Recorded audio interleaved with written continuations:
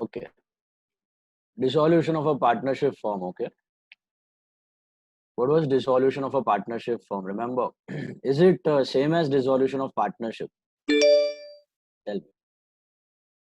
Dissolution of a partnership firm and dissolution of a partnership, are they one and the same? No. No. What happens in dissolution of a firm? Dissolution of a firm मतलब business comes to an end. Business बंद हो रहा है, बराबर है, close down हो रहा है, liquidate हो रहा है. That's called dissolution of a partnership firm. Okay. What happens in case of partnership? Dissolution of partnership में क्या होता है, तो पूरा फर्म का बिजनेस बंद नहीं होता है. Okay. Internal relation between the partners may change. Internal relationship between the partners may change. Okay. Retirement में होता है, डेथ में होता है. These are the reasons of dissolution of partnership. You can simply form a new agreement and you can proceed. Okay. You can form a simply new agreement and proceed. तुम्हारा business बंद नहीं होगा in that case. Your business won't shut down. Okay. So that's your dissolution of partnership. But dissolution of a firm में business ही बंद हो रहा है. सभी लोगों का रिलेशनशिप खत्म हो रहा है, सभी पार्टनर्स का relations come to an end and the business shuts down. हमने रीजंस भी डिस्कस किए थे डिसोल्यूशन के. Does anyone remember what are the reasons for dissolution? सबसे important reason, prime reason for dissolution, losses and insolvency. Okay. Foremost and prime reason for dissolution is losses. Multiple losses incurred, insolvent हो गए partners. Okay. पैसा नहीं है. That is the first and foremost reason to close down any business, right? A healthy business is never shut down. अच्छा business चल रहा है तो कोई try नहीं करेगा उसको बंद करने के लिए, right? Apart from these, there are still other reasons. जो healthy business को भी बंद करवा सकते हो आप. Okay, healthy business भी बंद हो सकता है. What are the other reasons? Remember, apart from losses or disputes हो सकता है, quarrels हो सकता है, पार्टनरशिप एट विल हो सकता है. एग्रीमेंट में दिया हुआ है पार्टनरशिप एट विल है, तो 15 दिन का नोटिस देके बंद करवा सकते हो. सर और टाइम पीरियड वाला हो सकता है, पर्टिकुलर वेंचर वाला हो सकता है, बराबर है. So there are various types of partnership you may mention in the agreement. तो आप उसके हिसाब से भी बिजनेस बंद करवा सकते हो अपने मर्जी से. अच्छा, ये सब तो वॉलंटरी रीजन हो गए. अपने मर्जी से अगर आप बिजनेस बंद करवाते हो उसको बोलते हैं voluntary dissolution. Okay, voluntary dissolution. There is something that is called as involuntary dissolution. Remember? What is involuntary dissolution? बिना मर्जी के भी आपका बिजनेस बंद करवा सकते हैं. कौन करवा सकता है ये?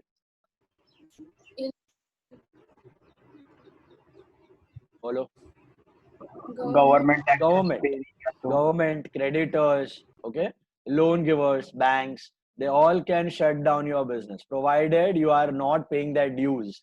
आपने कुछ टैक्स नहीं भरा है, आपने लोन नहीं भरा है, आपने क्रेडिटर का पैसा नहीं दिया है और आप बिजनेस करवाते जा रहे हो तो they can forcefully shut down your business. Forcefully आपका business via court of law wind up करवा सकते हैं. ठीक है, लिक्विडेशन बोलते हैं जिसको. सो फोर्सफुली आपका बिजनेस बंद करवा सकते हैं. Okay, that is also called as involuntary dissolution. Okay, अब वॉलंटरी डिसोल्यूशन हो या इनवॉलंटरी डिसोल्यूशन हो, whatever the type of dissolution, whether it is voluntary और इनवॉलंटरी, अपना अकाउंटिंग ट्रीटमेंट इज सिमिलर. ठीक है. अकाउंटिंग ट्रीटमेंट में क्या होता है? we sell out the assets, get the money and pay off the liability. ठीक है, assets बेचते हो, पैसा कलेक्ट करते हो और liabilities को pay off करते हो. अब हम लोग तो क्या है, डिसोल्यूशन वॉलंटरीली अज्यूम कर रहे हैं. वॉलंटरी अज्यूम करने का मतलब हम लोग मर्जी से फिलहाल डिसॉल्व कर रहे हैं बिजनेस को. ठीक है, तो कौन से डेट पे हम लोग करेंगे ये dissolution? Can you tell me? Dissolution कौन सी डेट को हम लोग करते हैं? फाइनेंशियल ईयर के एंड में, क्योंकि ये मर्जी वाला है. We are talking about the voluntary dissolution. ठीक है, तो ये हमारी मर्जी से हो रहा है. All the partners are solvent और हम लोग बिजनेस बंद कर रहे हैं. सो फाइनेंशियल ईयर के एंड पे we are closing it down. ठीक है, इनवॉलंटरी डिसोल्यूशन बीच में भी हो सकता है कभी, जरूरी नहीं है कि साल के एंड में हो, बीच में भी पॉसिबल है. ठीक है, अच्छा, वॉलंटरी डिसोल्यूशन साल के एंड में कर रहे हैं, ठीक है। अगेन लाइक एडमिशन, रिटायरमेंट, हम लोग सब कुछ एक दिन में खत्म कर रहे हैं। We are doing everything within one single day. But practically ऐसा नहीं होता है। तुम लॉजिकली सोचो, क्या पूरा बिजनेस एक दिन में बंद किया जा सकता है? इतना बड़ा बिजनेस चल रहा है, लाखों करोड़ों के टर्नओवर हो रहे हैं, can we shut it down within one single day?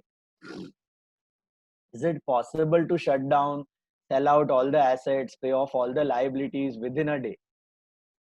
क्या ये possible है? नहीं है, ठीक है।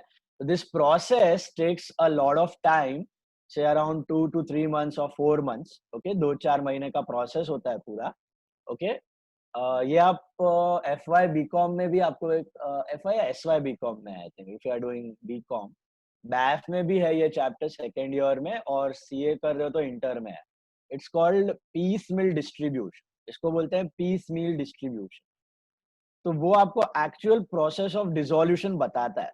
प्रैक्टिकली क्या होता है, पूरा का पूरा बिजनेस एक दिन में शट डाउन करना पॉसिबल नहीं होगा, ठीक है। तो हम लोग क्या करते हैं, टुकड़े टुकड़े में एसेट्स बेचना चालू करते हैं। जैसे जैसे एसेट्स बेच के पैसे आते हैं, वैसे वैसे हम लोग लायबिलिटीज चुकाने का काम करते हैं, ठीक है।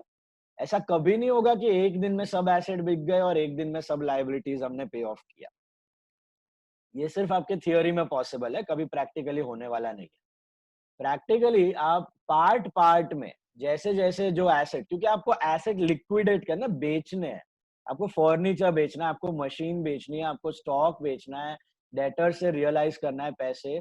तो ये एकदम फास्ट काम नहीं होता है, इसको टाइम लगता है, नेगोशिएशंस लगते हैं, टाइम लगता है। तो भले ही ये कोर्ट वाले ने अपॉइंटेड डिसोल्यूशन वॉलंटरी हो या चाहे वॉलंटरी डिसोल्यूशन हो, इट विल टेक टाइम। तो what do we do, part part में हम लोग एसेट से पैसा रियलाइज करते हैं। पहले मशीन बेचोगे, पहले स्टॉक बेचोगे, फिर फर्नीचर बेचोगे, फिर मशीन बेचोगे, ऐसे ऐसे थोड़े थोड़े करके एसेट्स आप रियलाइज करोगे, ठीक है। फिर उससे जो पैसे आएंगे वो आप लायबिलिटी चुकाने में यूज करते जाओगे। तो यहाँ पर एक चीज बहुत इंपॉर्टेंट हो जाती है, that is the order of liability. Order of liability, आप कोई भी डिसोल्यूशन करो, चाहे आप वॉलंटरी करो या इनवॉलंटरी करो, या कंपनी का डिसोल्यूशन करो, लिक्विडेशन करो, जैसे कि अभी काफी सारी कंपनियां बंद हो रही हैं, हमने डिस्कस किया था। ओके, लॉकडाउन के वजह से many business are getting shut down. आप कोई भी बिजनेस बंद करो, वॉलंटरी हो चाहे इनवॉलंटरी हो, पैसे तो आ जाएंगे। एसेट को बेचने की कोई पाबंदी नहीं है, एसेट तो बेच के आपको पैसे इकट्ठा करने हैं, ठीक है। तो वो तो कोई भी ऑर्डर में बेचो, आपकी मर्जी, जैसे जिसकी डिमांड हो, जैसे जिसका प्राइस मिले, बेटर प्राइस मिले। बट जब लायबिलिटी चुकाने की बारी आई, तब आपकी लायबिलिटीज में आपको एक ऑर्डर डिसाइड करना पड़ेगा, और वो ऑर्डर लॉजिकल है, प्रॉपर लॉजिकल है। सबसे पहली लायबिलिटी हम लोग जनरली चुकाते हैं, वो होता है लिक्विडेशन एक्सपेंस। लिक्विडेशन एक्सपेंस बोलो, या डिसोल्यूशन एक्सपेंस बोलो, या रियलाइजेशन एक्सपेंस बोलो, this is the first thing we pay off. क्योंकि अगर ये एक्सपेंस आप नहीं चुकाओगे तो आपका प्रोसेस ही अटक जाएगा। जो डिसोल्यूशन के प्रोसेस के खर्चे होते हैं, वो होते हैं ये लिक्विडेशन एक्सपेंस कहा जाता है उनको। ओके, नेगोशिएशन में आपको मीटिंग्स रखनी पड़ी, उसका खर्चा, ट्रांसपोर्टेशन का खर्चा, कोई स्टाफ अपॉइंट किया है डिसोल्यूशन के लिए, उसकी सैलरी, या कोर्ट ने कोई लिक्विडेटर अपॉइंट किया है, जनरली लॉयर होता है, उसकी फीस, उसका रेम्यूनरेशन। तो अगर आप ये सब चीजें पे नहीं करोगे तो आपकी डिसोल्यूशन प्रोसेस ही अटक जाएगी, it can not proceed. Okay, तो very first thing you will pay off in a dissolution is your liquidator's remuneration or your dissolution expense. Is that clear? क्या बोल रहा हूं समझ में आ रहा है आपको? पक्का? एसेट्स हम लोग बेच के पैसा इकट्ठा कर लेंगे, लायबिलिटी जब चुकाने की बारी आएगी तब एक ऑर्डर फॉलो करना जरूरी है। तो ऑर्डर में सबसे पहले हम लोग क्या पे ऑफ करेंगे, तो डिसोल्यूशन एक्सपेंस। कल भी अगर आपने ध्यान दिया होगा, मैंने प्रॉब्लम में क्रेडिटर से ऊपर लिखा था डिसोल्यूशन एक्सपेंस। तो पहले मैं डिसोल्यूशन एक्सपेंस पे करूंगा, फिर लायबिलिटीज को पे ऑफ करने की स्टार्ट करूंगा। Okay, then second one, after dissolution expense you try to pay off your secured liabilities. you try to pay off your secured liabilities. Does anyone know over here what is a secured liability? Sir loans वगैरह. Yes, but secured का मतलब हम लोग ने property attached to कुछ गिरवी रखा है ना वो. कुछ गिरवी रखा है, कुछ गिरवी रख के अगर हमने लोन लिया हुआ है, ठीक है, से स्टॉक गिरवी रख के हमने 10,000 का स्टॉक गिरवी रख के हमने लोन लिया हुआ है 10,000, 8,000 का, पूरे वैल्यू का तो मिलेगा नहीं, तो हमने लोन लिया हुआ है 8,000 का. या फिर मशीन गिरवी रख के हमने लोन लिया हुआ है, मशीन है 50,000 की, उसको गिरवी रख के हमने लोन लिया हुआ है 40,000 का. तो ऐसा कोई लोन है जो सिक्योर्ड है, तो आप उसको पहले पे ऑफ करोगे. जो भी ये सिक्योरिटी, इसको बोलते हैं सिक्योरिटी या मॉर्गेज, जो ये मॉर्गेज बेच के पैसा आएगा उससे आप पहले लोन चुका दो, ठीक है. तो second in the order after dissolution expense you will repay your loans which are secured. Which are secured मतलब कुछ गिरवी रख के, ओके, कुछ गिरवी रख के अगर आपने लोन्स लिए हुए हैं तो वो चुकाओगे आप, क्योंकि ऑब्वियसली वो क्रेडिटर को सबसे पहला प्रेफरेंस देना पड़ेगा, क्योंकि ये सिक्योरिटी है ना, ये सिक्योरिटी है उनके पास. अगर आपने उनको नहीं चुकाया तो आपकी सिक्योरिटी बेच के भी वो पैसा ले सकते हैं, इससे अच्छा पहले ही चुका दो. तो ये सिक्योरिटी जो आपके बिजनेस में एसेट है, इनको बेच के आपको ये सिक्योर्ड लोन पहले चुकाना पड़ेगा, ठीक है. उसके बाद unsecured liability. Unsecured liability as the name suggest unsecured. Unsecured का मतलब इनमें कोई सिक्योरिटी नहीं होती है. ये लायबिलिटीज बिना सिक्योरिटी के बिजनेस में आती हैं. कोई सिक्योरिटी नहीं है, कोई गिरवी चीज नहीं रखी है, आपने लायबिलिटी उठा ली है और आपको चुकानी बाकी है. Examples of unsecured liability. What are the examples of unsecured liabilities? You can see many. They are creditors, bills payable, outstanding expenses. Okay, all these are called as unsecured liability. मतलब इसमें कोई सिक्योरिटी नहीं है. तो एक बार पहले आपने dissolution expense चुकाना है. Are you understanding? क्योंकि अगर वो नहीं करोगे तो आपकी प्रोसेस अटक जाएगी. उसके बाद आपको सिक्योर्ड लायबिलिटी चुकानी है, मतलब जो गिरवी रख के पे आपने ली हुई है. उसके बाद अनसिक्योर्ड पे जाना है. अनसिक्योर्ड लायबिलिटी में कौन सा आएगा? Creditor, bills payable, outstanding. तो अगर 2-3 हुए तो क्या करने का? तो कुछ नहीं, 2-3 हुए ना तो उनको रेशियो में पे ऑफ करते जाने का. ऐसा आई टोल्ड यू, आपको पूरा पैसा साथ में नहीं मिलेगा. थियोरी में मिल जाएगा एक दिन में सब पैसा, प्रैक्टिकली नहीं मिलने वाला है कभी. तो प्रैक्टिकली आपको थोड़ा थोड़े पैसे मिलेंगे और थोड़ा थोड़ा चुकाना है, ठीक है. तो आपके पास क्रेडिटर्स है 50,000, आपके पास बिल्स पेबल है 30,000, आपके पास आउटस्टैंडिंग एक्सपेंस है 20,000, और आपके पास रियलाइज हुए एसेट बेच के 10,000. बाकी एसेट बेचने बाकी है. Other assets are yet to be sold. आपके पास पैसे खाली 10,000 और आपको तीनों को चुकाना है. तीनों unsecured. All the three are unsecured. Now tell me, how will you pay off? Will you pay off creditors first because they are more in amount, or will you pay off outstanding first because they are less in amount? How are we supposed to discharge them? How are we supposed to pay off? 5:3:2. 5:3:2 के ratio में आप इसको pay of करोगे. 5:3:2 के ratio में आप इनको पे ऑफ करोगे. मतलब 5,000 आप दे दोगे क्रेडिटर्स को, 3,000 बिल्स पेबल को और 2,000 आउटस्टैंडिंग एक्सपेंस को. क्यों 5:3:2? प्रपोर्शन में पे ऑफ करोगे. क्यों प्रपोर्शन में? क्योंकि नेचर ऑफ लायबिलिटी सेम है. All the three are unsecured liability. The nature of liability is same, so you discharge them in proportion. So you discharge them in proportion. Mind you, remember, जब भी liquidation होता है practically there will be always some cash crunch. Cash crunch होने वाला है, आपके पास पैसे कम होने वाले हैं, तो आप सोच समझ के डिसीजन ले लेके, और ये पार्टनरशिप एक्ट में भी दिया हुआ है, उसके हिसाब से you start paying off the liability. Is that clear? So one by one, start with the dissolution expense or the realization expense. Then you pay off your secured liability. Then you go to the unsecured liability. If there are many unsecured liabilities, you try to pay them off in the ratios of amounts of the liabilities. उसके बाद अगर आपके पास पैसा बचता है इन सबको चुकाने के बाद अगर पैसा बचता है तो next in order is partners loan. आपको पता है what is partners loan? What is partners loan? हमने पहले भी लर्न किया हुआ है ये partners loan. Some partner has given loan to the firm. Exactly, some partner has given loan to the firm. इसकी क्या पेक्युलरिटी थी? फाइनल अकाउंट्स चैप्टर में we have learned that 6% 6% interest. interest is to be provided on this loan if nothing is specified, right? याद आ रहा है? Partner ने जो loan दिया है बिजनेस को, ठीक है, उसको तो पहले आप ये सभी लायबिलिटीज को चुकाओ, उसके बाद पैसे बचेंगे तो ही आप पार्टनर के लोन को चुकाओगे, ठीक है। तो पार्टनर का लोन सबसे लास्ट आता है एक्सटर्नल लायबिलिटीज में। पार्टनर का loan it is neither external liability nor entirely internal, it is in the middle. External के एंड में जब खत्म होता है वो इंटरनल जैसा ही है, खाली इंटरनल में उसको प्रेफरेंस मिलता है ओवर कैपिटल। तो partners loan is not an external liability, it is a middle part between external and internal, you can say like that, more of internal less of external, okay। तो इन सबको पे off करने के बाद partner loan ना ही secured रहता है ना ही अनसिक्योर्ड लायबिलिटी के नेचर में आता है, उसके बाद आएगा, याद रखो। तो उसके बाद पैसे बच गए तो आप पार्टनर लोन्स को चुकाओगे।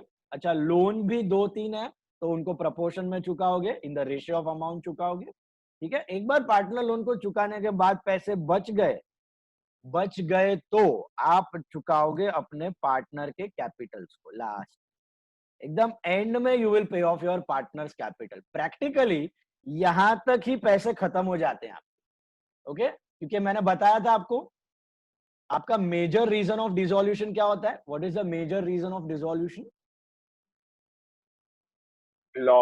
Losses, insolvency. तो you won't have sufficient amount to pay off your external liability, इसीलिए आप bankrupt डिक्लेयर होते हो, ओके। bankruptcy का मतलब है आप external liability चुका नहीं पाए। तो यहां तक का पोर्शन आपका external liability का था, यहां तक का portion was your external liability, ये सारे आपके external liability थे।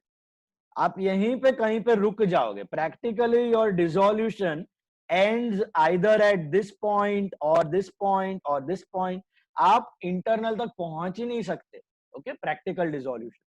तो आपको यहीं पर आके मांडवली करके जितना हो सके लायबिलिटी को पे ऑफ करो, कुछ ना कुछ लायबिलिटी आपकी बच जाएगी जो जाती है डेफिशिएंसी अकाउंट में। अगर आपको कुछ याद आया होगा, हमने बिल्स पेएबल में ये लास्ट एंट्री किया था, एक बिल्स पेएबल में डिसऑनर या इंसॉल्वेंसी एंट्री किया था, याद है किसी को?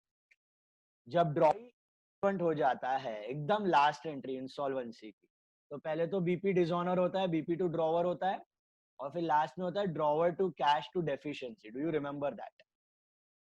Drawer to cash to deficiency. तो जो पैसा आप चुका पाए वो कैश, और जो ना चुका पाए वो डेफिशिएंसी, ऐसा हो जाता है। तो डेफिशिएंसी अकाउंट ओपन हो जाता है practically majority of the cases में आपका, ओके। तो ऑर्डर मैंने आपको बताया, ध्यान से समझ आया ऑर्डर?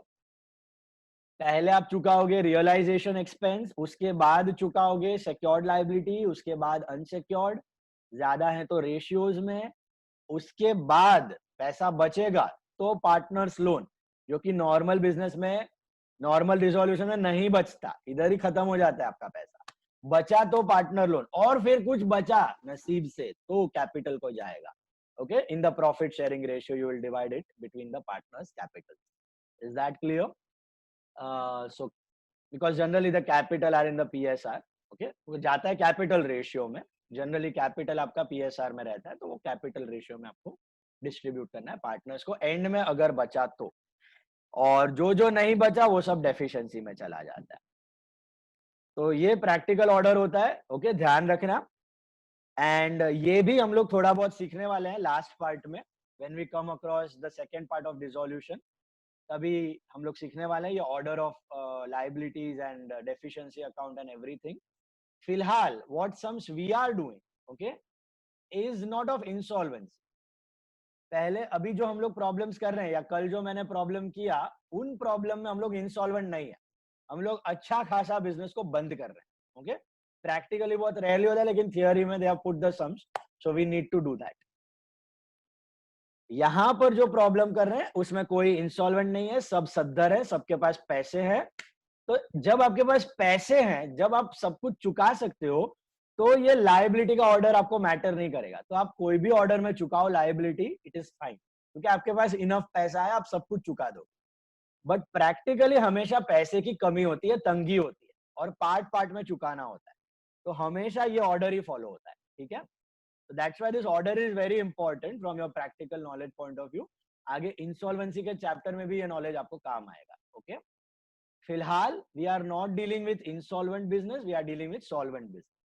तो हम लोग पूरे के पूरे लायबिलिटीज चुकाना ही है, तो ऑर्डर कभी ऊपर नीचे हो गया तो टेंशन मत लेना, एंट्री कर लेना, ठीक है। तो let's begin with the second problem.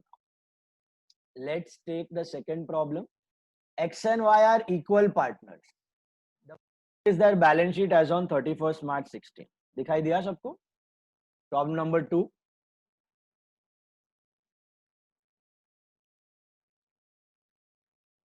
X and Y are equal partners. Following is their balance sheet as on 31st March 2016. Okay. Tell me which dissolution is this? Is this insolvency का dissolution कि normal solvency dissolution?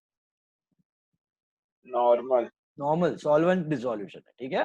अच्छा खासा business को हम लोग बंद कर रहे हैं, solvent dissolution, ठीक है। We have money, will be able sir, to अगर इंसॉल्वेंसी का होता तो वो लोग हम लोग को बोलते हैं। क्लियर कट दिया होगा, स्टेटमेंट्स में दिया होगा, आगे प्रॉब्लम्स आएंगे आपको पता चल जाएगा, ठीक है। तो कुछ नहीं दिया, मतलब it is a simple solvent business या शटिंग डाउन। ओके, कल हमने अकाउंट्स डिस्कस किए थे। व्हाट आर द डाउट था हाँ वो हाँ आपने जो 4 स्टेप समझाया यस 4 to 5 उसमें सर पार्टनर्स लोन आपने सेकंड पे क्यों नहीं लिया? जस्ट बिकॉज कि वो एक एक्सटर्नल लायबिलिटी इसके लिए, मतलब मिडल लायबिलिटी इसके लिए। हाँ, पार्टनर लोन घर का ही बंदे का है, पार्टनर का ही है, कोई थर्ड पार्टी का नहीं है। तो सर उसको तो सबसे पहले करना चाहिए ना वैसे तो, अगर घर का नेवर ही है तो। नेवर नेवर नेवर नेवर, कोई भी बिजनेस जब बंद होता है, सबसे पहला बाहर वालों को ही चुकाना पड़ता है। उसके बाद एकदम लास्ट में अगर पैसा बचता है तो खुद को मिलता है।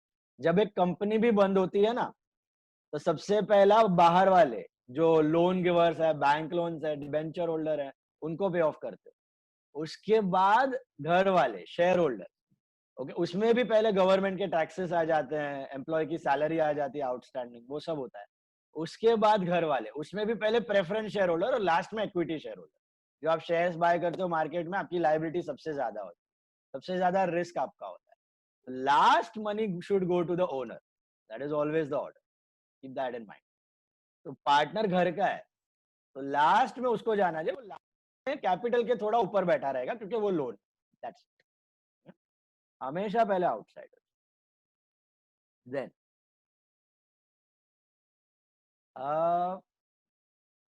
ये तो फ्रॉड हो जाएगा। आप खुद का ही पैसा पहले लेके भाग रहे हो, मतलब आप बाहर वालों को चुकाओगे ही नहीं, ऐसा हो जाएगा। सर या सर तो फिर रिजर्व्स कब डिस्ट्रीब्यूट होगा? ये रिजर्व्स अभी होगा, अभी पहले ही हो जाएगा। ये तो सॉल्वेंट बिजनेस में होता है रिजर्व्स। रिजर्व्स का मतलब क्या है? Accumulated profit. इंसॉल्वेंट बिजनेस में रिजर्व्स होगा ही नहीं आपके पास, अच्छा, कंगालो आप, ऐसे ही कम है। मतलब कुछ बचेगा ही नहीं कुछ चुकाने कुछ के लिए। नहीं, रिजर्व तो होंगे ही नहीं, लॉस कर रहे हो आप। उसमें जितना पैसा है आप ट्राई कर रहे हो चुकाने का। अच्छा, ये रिजर्व वगैरह ये सब अक्यूमुलेटेड प्रॉफिट अपने सदर बिजनेस, अच्छे खासे बिजनेस को हम लोग बंद कर रहे हैं, इसमें आएंगे, ठीक है। अच्छा, याद है किसी को? हमने 3 अकाउंट्स डिस्कस किए थे last lecture. What were the 3 accounts? बोलो बोलो।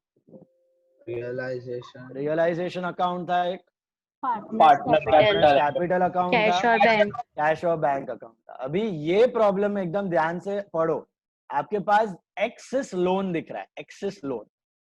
Now if you check properly, X is a partner, X is a partner, and whenever you see partners loan, so you have to open a separate account for that. Partner loan का आपको अलग से account open करना है, ठीक है। अलग से अकाउंट ओपन करने का रीजन यही है कि वो थर्ड पार्टी लायबिलिटी नहीं है, इंटरनल है।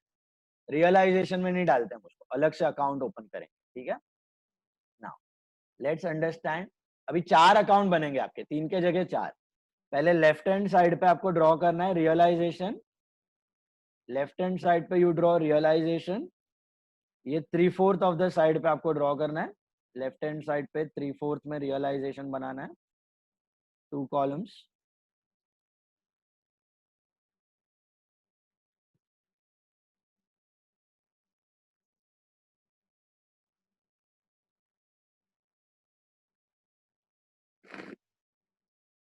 ओके, नीचे आपके पास जगह बचेगा क्योंकि आपने 3/4 में किया है, तो 3/4 में अगर ड्रॉ किया तो थोड़ा सा 3-4 लाइन बचेगा, उधर बनाना है एक्सेस लोन, उधर बनाना है एक्सेस लोन, और फिर राइट हैंड साइड पे 1/3 में कैपिटल और 1/3 में cash back. There are two partners, so I am making 2 columns.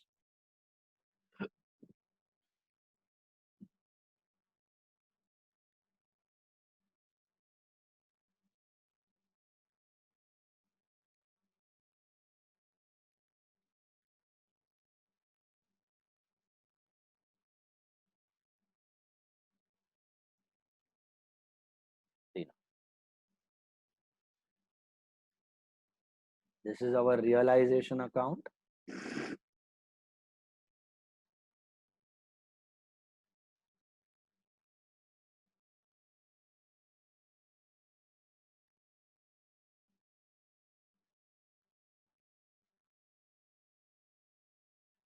Question 2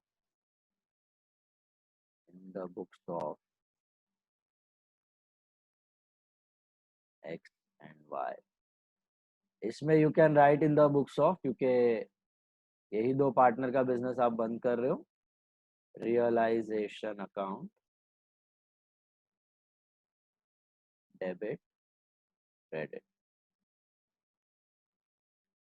particulars, amount,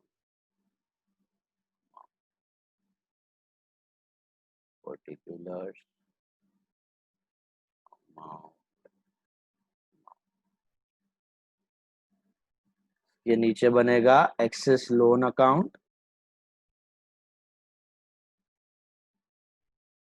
same format है, लेजर अकाउंट है. सर मतलब वो लोग क्वेश्चन में नहीं देंगे ना कि प्रिपेयर पार्टनर्स लोन अकाउंट, वो नहीं, वो लोग नहीं मेंशन नहीं करेंगे, कंपलसरी है. कंपलसरी बनाने का. हमेशा जहाँ पे पार्टनर्स लोन दिखे तो बना ही देने का separate account, they won't specify. Then partners capital account, partners capital account, X and Y.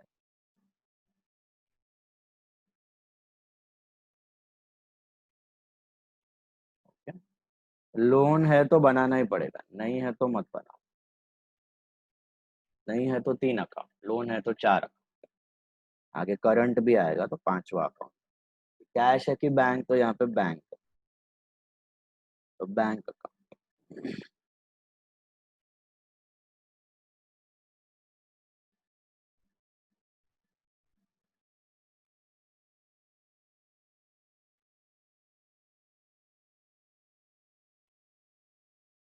Okay. So this is your format on left hand side and right hand side.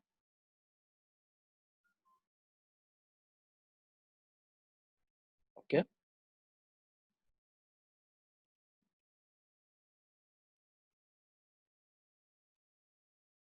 Now video should be on, else will be out.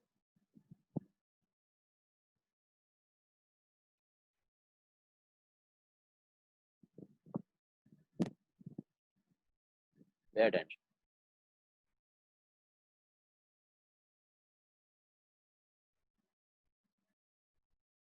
See, they have given you a balance sheet, okay, with building machinery, furniture, debtors less RDD, stock, investment, commission receivable, bank, X capital, reserve fund, X loan and creditors. Okay. As I told you, what is the basic process of dissolution? You have to sell out the assets and pay off the liabilities. Okay. लेकिन हम लोग क्या करते हैं? Will we sell out each and every asset separately and we will record the profit loss on each and every asset separately? Are we going to do that? What are we going to do? Net profit. सीधा net. Okay, सीधा net लेना है. इसी reason से हमने ये account open किया. Can you see this? This is called realisation account. ये रियलाइजेशन अकाउंट क्यों ओपन किया गया है? वो मिडल लिंक है. ओके, वो मिडल लिंक का काम करता है. आपका एसेट्स और लायबिलिटीज को एक साथ we will show it under realisation and वहीं से उसको बेच दें. Okay, I will explain once again how these entries are appearing. Okay, तो पहले तो हम लोग स्टार्ट करते हैं स्टेप नंबर 1 से. What is step number 1? Remember, empty the balance sheet.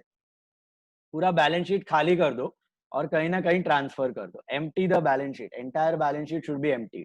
Start with liabilities capital account. Can you see X capital, Y capital? Where you will write those capitals? Where you will write those capitals? बोलो. Balance. Balance partner का अपने पास है ना partner capital. 31 मार्च को बंद हुआ ना, तो यहाँ पे अपना डिसोल्यूशन प्रोसेस स्टार्ट हुआ, तो यहाँ पे ओपनिंग बैलेंस, और एक दिन में हम लोग खत्म कर देंगे इसको. So by balance brought down. Year end पे एक्स का कैपिटल था 40,000 और वाई का कैपिटल था 30,000. Okay. By balance brought down. Some number. Sum number 2. Now, by balance brought down हो गया. रिजर्व फंड दिखाई दे रहा है आपको? What are you suppose to do with that reserve fund? अभी तो बिजनेस बंद होने वाला है, तो दिमाग लगाओ क्या करोगे उसको आप. Distribute. डिस्ट्रीब्यूट करोगे. मैं कि मैं, are you listening? You will distribute the reserve fund just like we used to do in admission, retirement, death. तो क्या होगा एंट्री डिस्ट्रीब्यूशन का? बाय रिजर्व फंड की to reserve fund.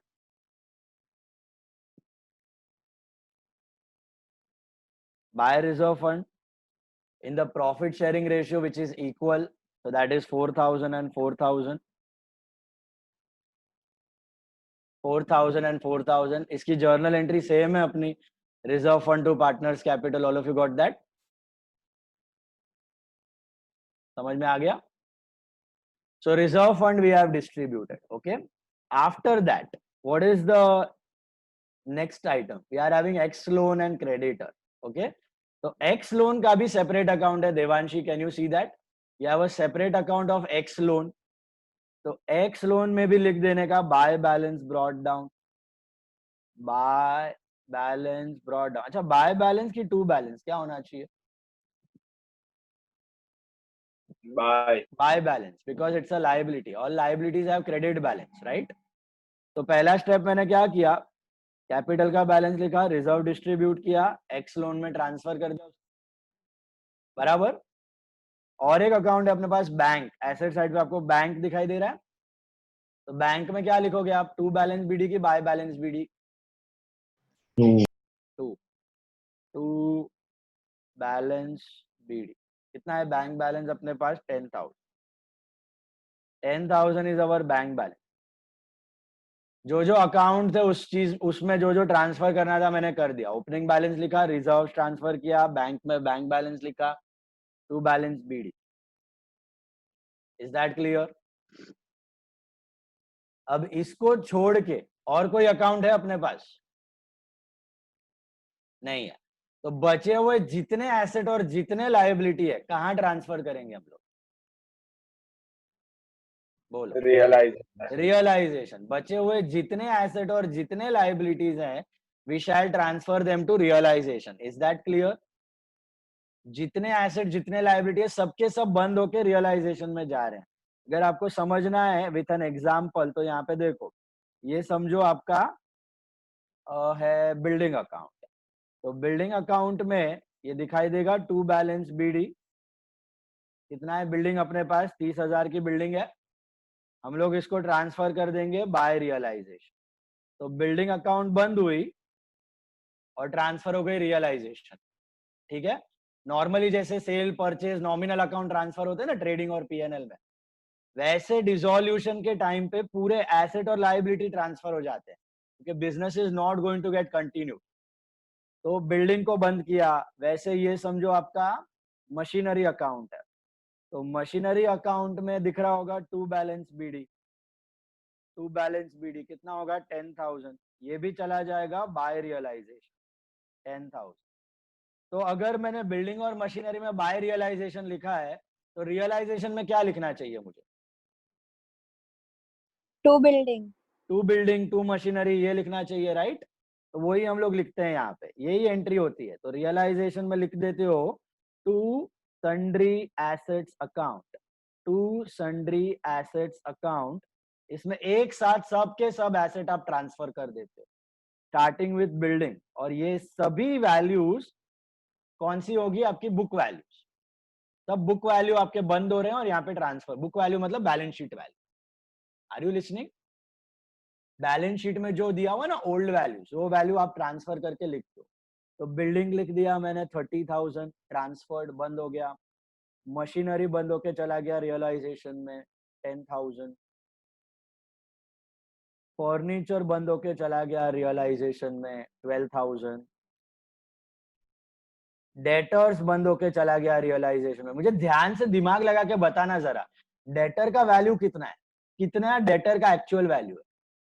8,800. 8,800 boss, not 8,000. RDD is a liability, remember? RDD को हम लोग liability के साथ अलग से ले लेंगे। तो डेटर 8,800 ग्रॉस वैल्यू पे दिखाना, नेट वैल्यू मत ले लेना, गलत हो जाएगा। देन स्टॉक, स्टॉक अकाउंट कितना है? 20,000।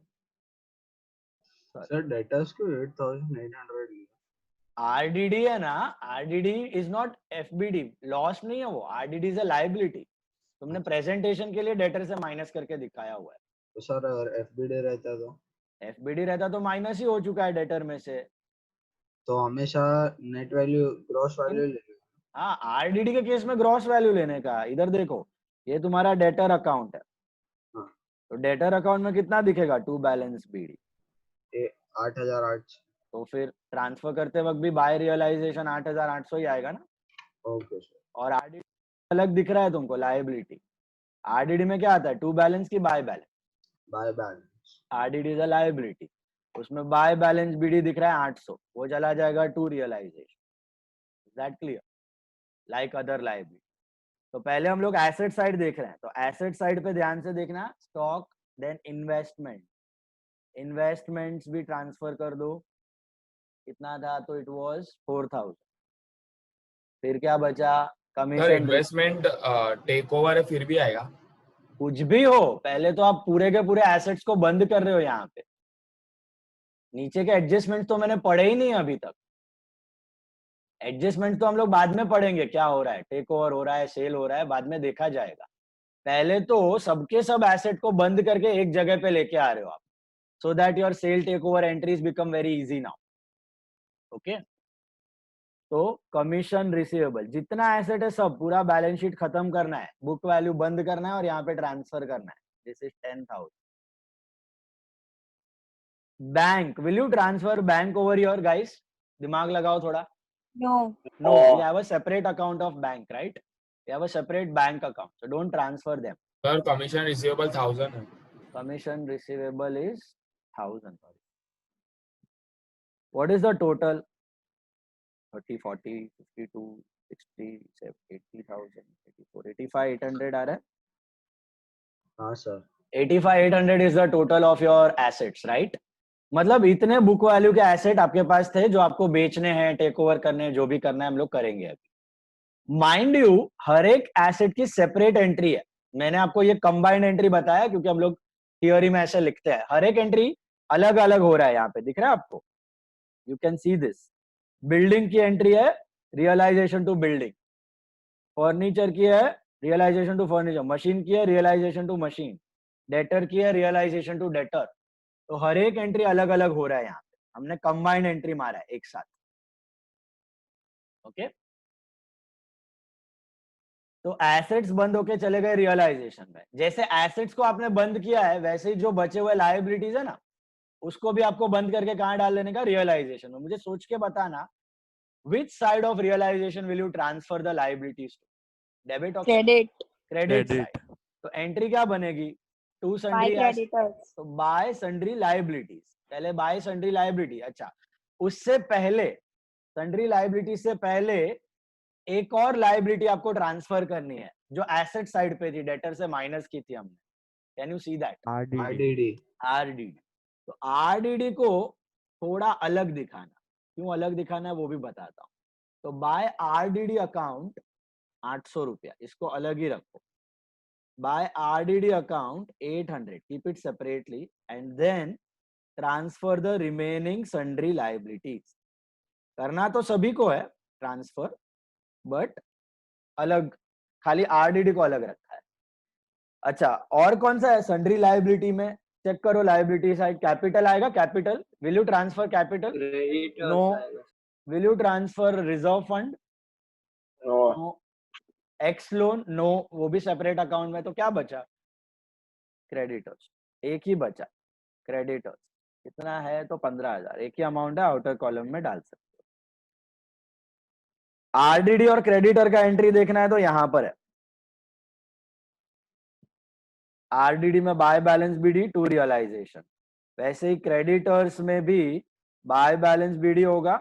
इसको बंद किया और डाल दिया हमने रियलाइजेशन टू रियलाइजेशन। तो और जितने लायबिलिटी बचे हैं सबको उठा के डाल दिया realization. Are you comfortable with these two entries? इसको बिग जर्नल एंट्री कहा जाता है। These are the two big journal entries, asset और लायबिलिटीज का। एसेट कौन से साइड पे ट्रांसफर होंगे बोलो, डेबिट या credit? Tell me, which side of realization will you transfer the assets to? Debit. Debit side. And which side of realization will you transfer the liabilities to? Credit side. Credit. Logic समझा? Asset का debit balance होता है, बंद किया तो credit दिया और सामने रियलाइजेशन डेबिट हो गया। लायबिलिटी का क्रेडिट बैलेंस होता है, उसको बंद करना है तो डेबिट दिया and credit went to realisation. Is that clear? All of you got that? Trisha, Sanghvi, Parshva. Now why RDD separately? Debtors अलग, आरडीडी अलग। आरडीडी अलग क्यों लिखा, लायबिलिटी के साथ मर्ज क्यों नहीं किया? तो मुझे सोच के बताना, will you pay off RDD to anyone? No. आप किसी को No. आरडीडी का पैसा पे करते हो क्या? No. नहीं, वो आपका खुद ही का प्रॉफिट है जो साइड में रखा हुआ है, राइट? तो आरडीडी आप पे ऑफ नहीं करते, वेरएज क्रेडिटर तो आप डेफिनेटली पे ऑफ करोगे। क्रेडिटर तो आप डेफिनेटली पे ऑफ करोगे, गॉट इट? तो नेचर अलग है। तो अगर कोई और रिजर्व दिखा, जैसे RDD, RFDD, reserve for discount on debtors दिख गया, इन्वेस्टमेंट प्रोविजन दिख गया, हमने एक सम में एडमिशन में किया था, ओके, सपोर्ट ऑफ इन्वेस्टमेंट में बनाया जाता है, तो ये सब आप किसी को पे नहीं करते, तो इनको अलग दिखाने का। और जो पेएबल लायबिलिटीज है, थर्ड पार्टी लायबिलिटी, उनको अलग दिखाने। Is that clear? सर एक क्रेडिटर्स में कभी एनआरएफडीसी दिखेगा क्या? हाँ, एनआरएफडीसी दिख सकता है। तो क्या करोगे एनआरएफडीसी को? एसेट एसेट में दिखाओगे, मतलब यहाँ पे दिखाओगे अलग से, डेबिट साइड पे। ओके, करेक्ट है। एसेट लायबिलिटी के रिजर्व को कभी मर्ज मत कर देना, सेपरेटली सेपरेटली रखना सब। लेकिन सर अभी तो बिजनेस बंद हो रहा है, तो एनआरएफडीसी और वो क्यों आएगा? एनआरएफडीसी तो पिछले बैलेंस शीट में वो लोग ने बनाया रहेगा, अभी वो लोग ने सोचा रहेगा कि बंद करना है, तो now they are shutting it down. Got it? नहीं होना चाहिए आइडियली। अगर वो लोग ने पहले से सोचा हुआ है बिजनेस बंद करना है, तो आरडीडी नहीं बनानी चाहिए थी उनको फाइनल अकाउंट्स के टाइम पर, बट बना दी होगी और फिर बिजनेस बंद कर रहे हैं। तो अगर आपको बैलेंस शीट में दिख रहा है तो आपको ट्रांसफर करना पड़ेगा, है ना? आइडियली नहीं होना चाहिए, बिजनेस बंद हो रहा है तो नहीं होना चाहिए, करेक्ट? देन तो आपका बैलेंस शीट पूरी तरीके से खत्म हो चुका होना चाहिए, खाली हो चुका होना चाहिए। Please check, each and every item should have been transferred. हर एक आइटम ट्रांसफर हो चुकी होनी चाहिए। दिख रहा है आपको? एम्प्टी द बैलेंस शीट हो गया खाली। बढ़ो आगे। एक बार बैलेंस शीट खाली हो गई, अब हम लोग जाते हैं process of sale of asset पे, ठीक है? तो अभी नॉर्मली देखो, एसेट की सेल की एंट्री क्या होती है? When you sell an asset, it is bank to asset. लेकिन डिसोल्यूशन में ये एंट्री दो टुकड़ों में होंगी। क्या दो टुकड़ों में होंगी? हमने पहले एसेट को डाला है रियलाइजेशन, तो हमने ये एंट्री किया है रियलाइजेशन टू एसेट। अब जब आप इसको बेचोगे तब एंट्री होगी ये bank to realization. It will not be bank to asset. Please pay attention, this is the core of realization, core of dissolution, सबसे important entry. Normally sale of asset की entry होती है bank to asset, right? But यही entry realization में दो parts में करते हैं। रियलाइजेशन टू एसेट कर दिया हमने, अभी क्या करेंगे? बैंक टू रियलाइजेशन करेंगे। तो ये रियलाइजेशन कट होके नेट एंट्री सेम मिलता है। तो मुझे दिमाग लगा के बताओ, जब आप एसेट बेचोगे तो क्या एंट्री करोगे? बैंक टू एसेट या bank to realization? Bank to realization. Bank to realization. Why not bank to asset? Because assets are no more in existence. Asset account अभी है ही नहीं, एसेट अकाउंट बंद हो चुका है, एसेट अकाउंट जा चुका है रियलाइजेशन। दिमाग में बैठ रहा है बात? एसेट्स बंद होकर रियलाइजेशन में जा चुके हैं, तो अभी रियलाइजेशन को ही क्रेडिट करना है for any sale of asset. Okay, now एकदम ध्यान से इंफॉर्मेशन पढ़ो और मुझे बताओ कौन सा एसेट सेल हुआ है। Assets realized as follows. Realized का मतलब बेचा, पैसा आया। Can you see the information? The assets realized as follows: stock 19,000, debtor 7,500, machinery 11, building 14,000। आपने 4 एसेट बेचे हैं, तो क्या आप 4 एंट्रीज मारोगे? Bank to stock, bank to debtor, bank to machine, bank to building, या एंट्री मारोगे बैंक टू रियलाइजेशन? बताओ मेरे। एक ही एंट्री मारेंगे। एक ही एंट्री मारेंगे हम लोग, बैंक टू रियलाइजेशन। एक के साथ चारों का काम तमाम, क्योंकि चारों के चारों एसेट ऑलरेडी किधर पड़े हुए हैं? रियलाइजेशन में पड़े हुए हैं। Are you all listening? तो सेल ऑफ एसेट का एक ही एंट्री पास करना है, बैंक टू रियलाइजेशन। तो let's start bank to realization. तो how will you post it? Realization में क्या लिखोगे? तो बाय बैंक। रियलाइजेशन में लिखना है बाय बैंक अकाउंट। बैंक है या कैश है? बैंक है। बाय बैंक अकाउंट के अंदर आप डिटेल्स दिखा रहे हो, क्या क्या बेचा आपने। आपने बेचा स्टॉक, कितने में बेचा? 19,000। इधर आप सेल वैल्यू रिकॉर्ड कर रहे हो, कितने में बेचा वो वैल्यू। ओके, तो बाय बैंक अकाउंट स्टॉक में आएगा 19,000। देखो अगर आपने ध्यान से देखा होगा तो स्टॉक था 20 का, लेकिन बेच रहे हो 19,000। Can you C that? 20,000 का you have sold it for 19,000। Then next asset is debtors. Debtors realized 7,500। अभी डेटर्स थे तो 8,800 के, लेकिन रियलाइज हुए 7,500। 1,300 रुपए का लॉस हो गया। एंट्रीज आ जाएगी guys, entries are very simple. Meaning समझना जरूरी है क्या हो रहा है साइमल्टेनियसली। डेटर्स 8,800 है, उसका 7,500 हुआ, मतलब 1,300 रुपए का लॉस हुआ है आपका, बैड डेट्स हुआ है। फिर आगे देखो आप, और क्या बेचा आपने? मशीनरी बेचा 11,000। तो मशीनरी बेचा 11,000। मशीनरी था कितने का? 10,000 का, 11 में बेचा, प्रॉफिट हो गया 1,000 रुपए का। बिल्डिंग आपने 14,000 में बेचा। Building you sold it for 14,000। Building थी कितने की? 30,000 की थी, 14,000 में गई, 16,000 रुपए का लॉस हो गया। ओके, तो टोटल सेल वैल्यू देखते हैं पहले, कितने का बेचा, सब टोटल करो इसका। 25, 32, 51,500 आ रहा है क्या? 51,500। 51,500 is the total sale value. अभी देखा होगा तो हर एक एसेट लायबिलिटी पे, हर एक एसेट पे कुछ ना कुछ लॉस प्रॉफिट हुआ है। Will we show that loss or profit now individually over here? No. जरूरत ही नहीं है। क्यों नहीं है? आप ध्यान से देखो, उसका next डेबिट में आपने कॉस्ट दिखाया हुआ है already. You have already shown the cost on the debit side and sale value on the credit side. तो सेल माइनस कॉस्ट आपको प्रॉफिट मिल जाएगा अंत में, जब आप रियलाइजेशन को बंद करोगे तब। समझ में आई बात? तो इंडिविजुअली प्रॉफिट लॉस कैलकुलेट करने की जरूरत है ही नहीं। रियलाइजेशन आपका काम बहुत सिंपल कर देता है। Got it? So don't sir but हमने सब एसेट्स थोड़ी ना बेचे हैं। सब एसेट्स बेचे नहीं है, जो एसेट बेचे हैं उसकी बात कर रहा हूँ। सबका बात करेंगे आगे। जो एसेट बेचे हैं उस पे हम लोग प्रॉफिट लॉस अलग से कैलकुलेट नहीं करेंगे। ये समझ आया आपको? उसका प्रॉफिट लॉस डायरेक्टली रियलाइजेशन बता देगा आपको। Understood? So you will record only two things. One, the cost on the debit side and the sale value on the credit side.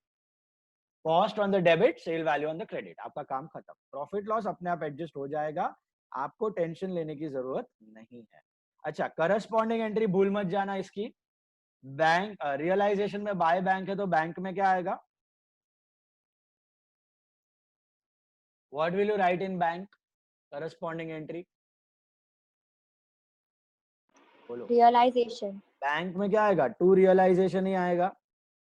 इधर गड़बड़ी हो जाती है, स्टूडेंट लोग क्या लिख देते हैं? To stock, to furniture, to investment. ये एडमिशन रिटायरमेंट में होता था भैया, क्योंकि वहां पर एसेट का अकाउंट ओपन था, चालू था। यहाँ पे बिजनेस बंद हो रहा है, तो बैंक में टू रियलाइजेशन, सीधा टोटल अमाउंट कितना था 51,500, ये करस्पॉन्डिंग एंट्री किया है मैंने, ये ऊपर दिख रहा है उसका करस्पॉन्डिंग एंट्री है, बाय बैंक का to realization 51,500। All of you comfortable with asset sold? Tell me, यहां तक किसी को कोई डाउट्स? फर्स्ट स्टेप क्या था याद है अपना? वो फर्स्ट स्टेप क्या था? First step was empty the balance sheet. Second step में मैंने क्या किया? एसेट को बेचा। अभी शायद ऐसा हो सकता है कि सब एसेट्स ना बिके, एसेट्स टेक ओवर हो जाए। टेक ओवर का मतलब याद है किसी को? What do you mean by take over? What do you mean by take over? They take home. Partner उसको घर पे लेके जाएगा, पार्टनर उसको घर पे लेके जाएगा। तो मुझे सोच के बताना, एसेट बेचते तो एंट्री था बैंक टू एसेट, बट हमने किया वो एसेट टेकन ओवर है, तो एंट्री क्या होता है? Partners capital to asset. Partner capital to asset, बराबर है। But in dissolution will you write partner capital to asset? Think about it. Realization to, exactly, क्योंकि हमने ऑलरेडी रियलाइजेशन टू एसेट मारा हुआ है। तो अभी हम लोग क्या करेंगे? पार्टनर कैपिटल टू एसेट नहीं करेंगे भैया, पार्टनर कैपिटल टू रियलाइजेशन मार देंगे। समझ में आई बात? ये पार्टनर कैपिटल टू रियलाइजेशन कैसा आया? ऐसे आया, realization to asset and partner capital to realization. तो ये रियलाइजेशन कट होके net entries partner capital to asset. Is that clear? आप कर वो ही रहे हो, पार्टनर कैपिटल टू एसेट ही कर रहे हो, दो पार्ट्स में कर रहे हो आप। Are all of you getting this? So bank to realization, for sale it was bank to realization, अभी टेक ओवर हुआ है ना, तो it will be partner capital to realization. देखो कुछ टेक ओवर हुआ है क्या? रीड करो सब लोग। Y took over investments at 5,000 and furniture at book value. Y ने टेक ओवर किया, तो एंट्री क्या बनेगा बताओ मेरे को? Partners capital to furniture to machine. नहीं नहीं भैया, partner capital to realization, realization. तो रियलाइजेशन में बाय पार्टनर कैपिटल, तो by Y capital, by Y क्या क्या लेके गया? Investments at ₹5,000, investment at 5,000, investment 5,000 में। ये इन्वेस्टमेंट अकाउंट नहीं है, इन्वेस्टमेंट डिटेल बता रहा है खाली आपको। इन्वेस्टमेंट लेके गया furniture at book value, furniture at book value कितना है? फर्नीचर 12,000, 12 का 12 में लेके गया। इधर आपको टेक ओवर वैल्यू लिखनी है जो आप एडमिशन रिटायरमेंट में लिखते थे, सेम। तो 12 और 5 कितना हुआ? 17,000। मेरे को बोलो इसकी करस्पॉन्डिंग एंट्री क्या होगी? बाय वाई कैपिटल का corresponding realization, So Y realization. Capital में to realization. Very good. Y capital में टू रियलाइजेशन अकाउंट कितना है? 17,000। इधर कोई एसेट और लायबिलिटी का नाम ही नहीं दिखेगा, एक एंट्री शुरू में की, खत्म। उसके बाद asset liabilities are no more in existence. For every asset liability will be using realization only, for any asset liability realization. Okay, sale हो गया, टेक ओवर हो गया। अभी देखो कोई एसेट बचा है क्या जिसका कुछ इंफॉर्मेशन नहीं दिया है? पॉइंट नंबर 5 में क्या दिया पढ़ो? Commission receivable could not be recovered. दिख रहा है? कुछ पैसा आया उससे? कुछ नहीं आया। तो क्या कुछ रिकॉर्ड करने की जरूरत है उसको? कुछ नहीं, वो जीरो है, उससे जीरो पैसा आया, तो ऑटोमेटिकली लॉस आ जाएगा ना आपका यहाँ पे एडजस्ट होके। आपने कमीशन रिसीवेबल डेबिट में लिखा हुआ है 1000, क्रेडिट में 0 है, ऑटोमेटिकली डेबिट में लॉस आ गया 1000 का। तो बेसिकली जो एसेट से कुछ भी पैसा नहीं आ रहा है उसको इग्नोर मारने का। क्या मारने का? इग्नोर। अगर कोई एसेट की इंफॉर्मेशन नहीं दी है, कोई एसेट के बारे में 0 वैल्यू है, रियलाइज नहीं हुआ, तो मारो गोली, भूल जाओ उसको, कुछ करने की जरूरत नहीं है, अपने आप प्रॉफिट लॉस एडजस्ट होके दिख जाएगा यहाँ पे। Are you understanding? ऐसा मत लिख देना by bank commission receivable 0 rupees, 0 rupees का कोई एंट्री नहीं होता, ठीक है, समझ में आई बात। तो जिसका सेल वैल्यू 0 है उसको रिकॉर्ड ही नहीं करना है। वो एडमिशन रिटायरमेंट में हम लोग करते थे, रिवैल में लॉस रिकॉर्ड करते थे, क्योंकि रिवैल में ना डिफरेंस दिखता था, लॉस प्रॉफिट दिखता था। यहाँ पे डिफरेंस नहीं दिख रहा है, एक्चुअल परचेज और सेल वैल्यू दिख रहा है। डेबिट में परचेज वैल्यू है, क्रेडिट में सेल वैल्यू, तो you won't show any profit और लॉस। तो I think asset side is over, asset side has been taken care of. यहां तक किसी को कोई डाउट है, बताओ मेरे को। Any doubt till this point, anyone? All of you got that? अभी आपके सभी एसेट खत्म हो चुके हैं, आपके पास पैसे आ चुके हैं, अभी आपको लायबिलिटीज पे ऑफ। तो मुझे बताओ नॉर्मल एंट्री क्या होती है लायबिलिटी पे ऑफ करने की? What is a normal journal entry to pay off a liability?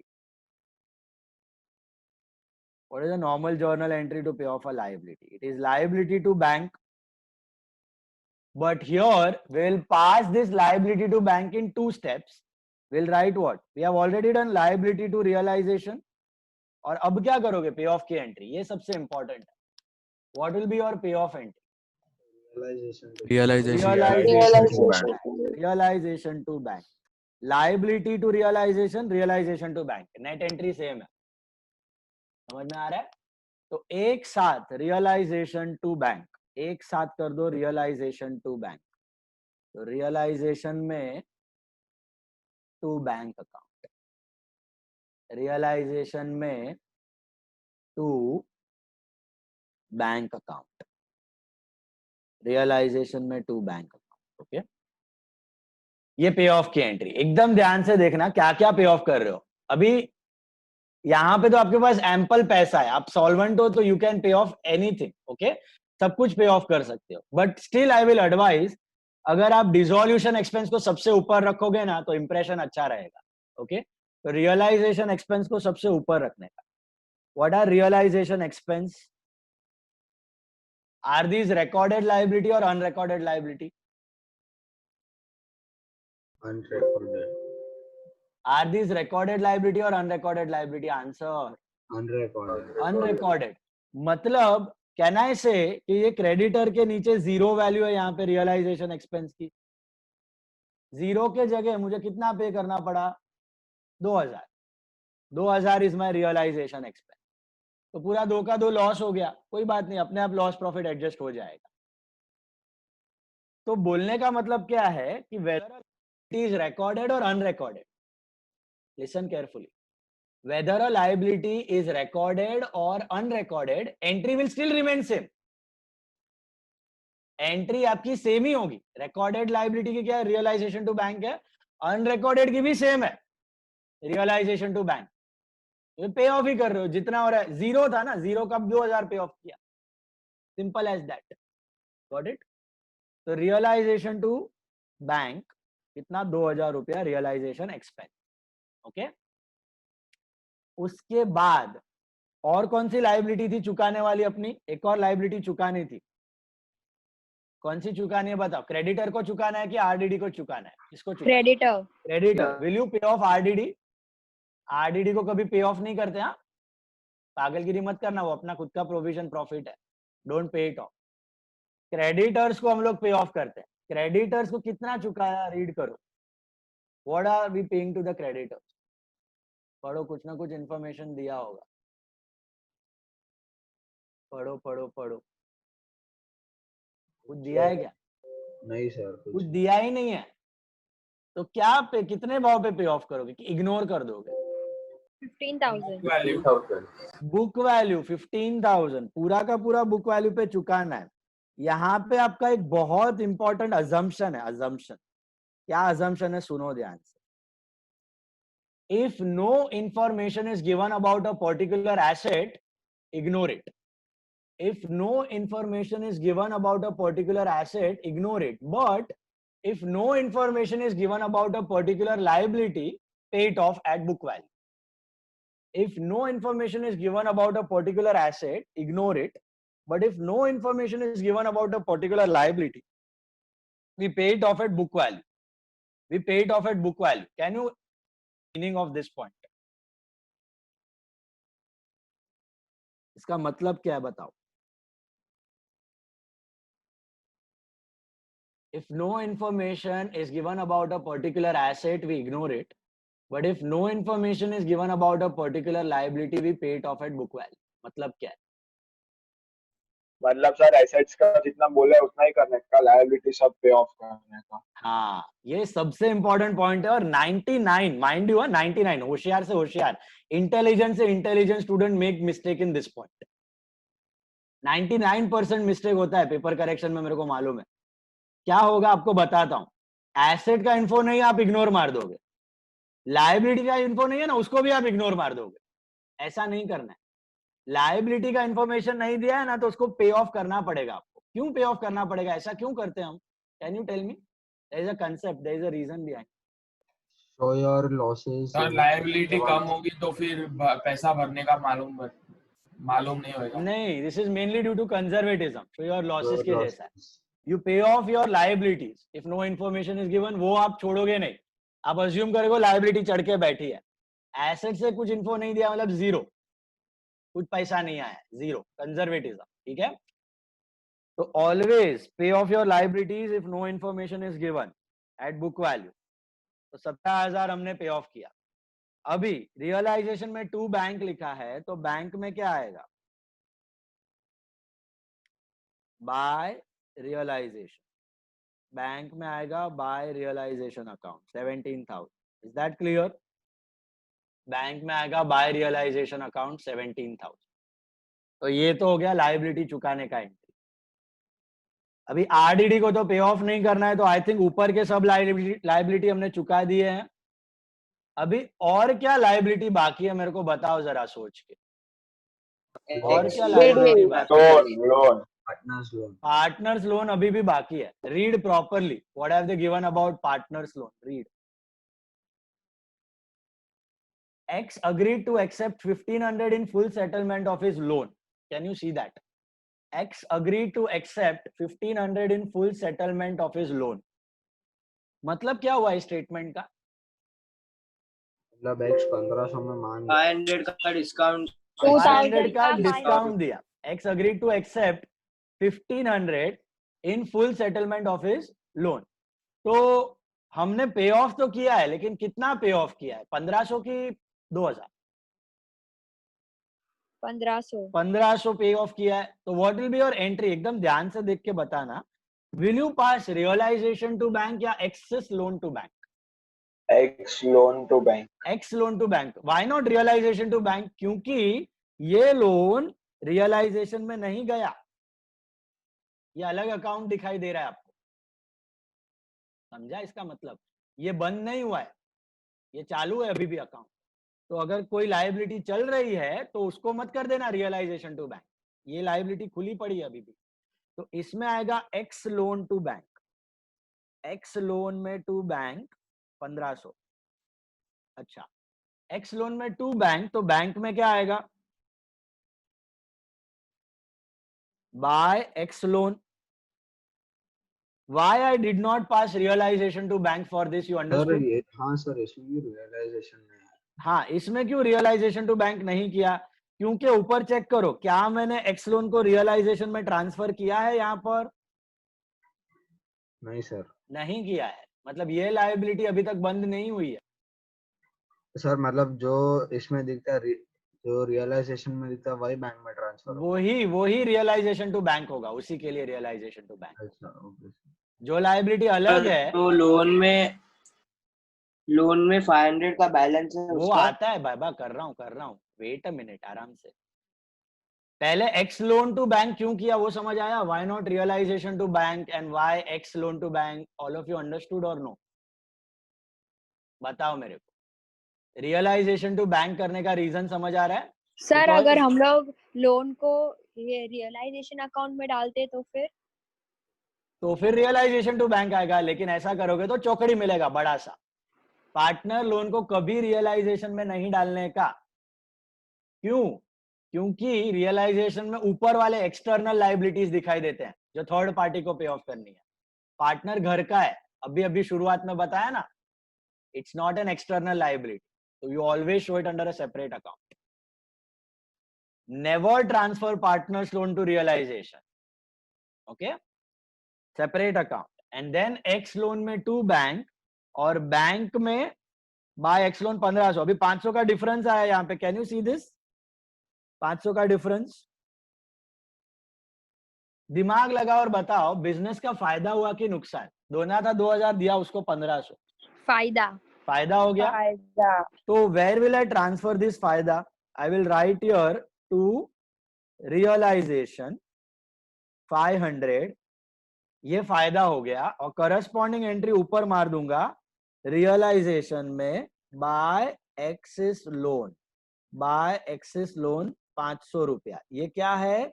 This is the gain on loan. Gain on loan या प्रीमियम या profit on loan, whatever you से.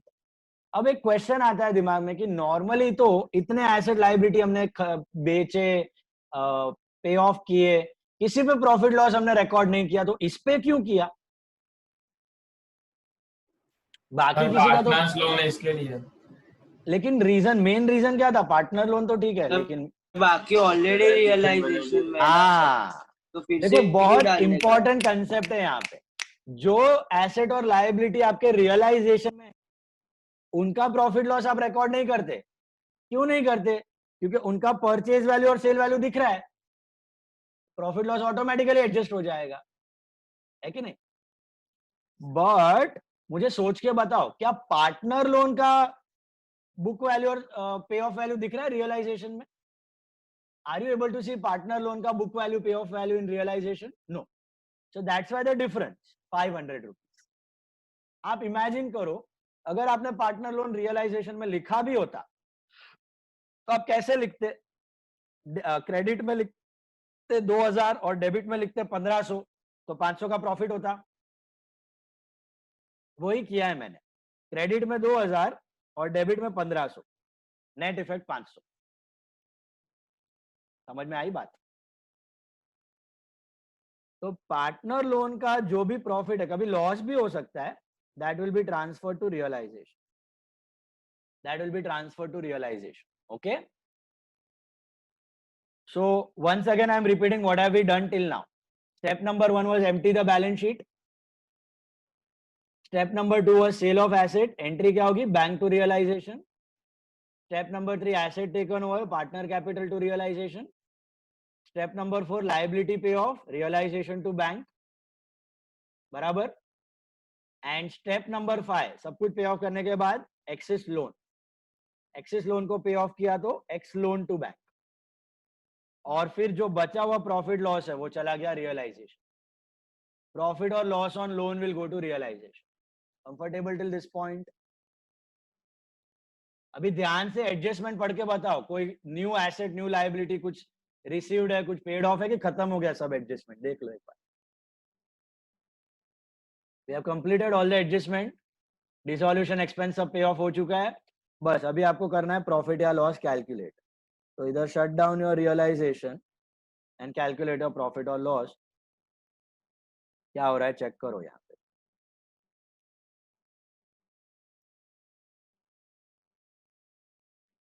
आई think it's profit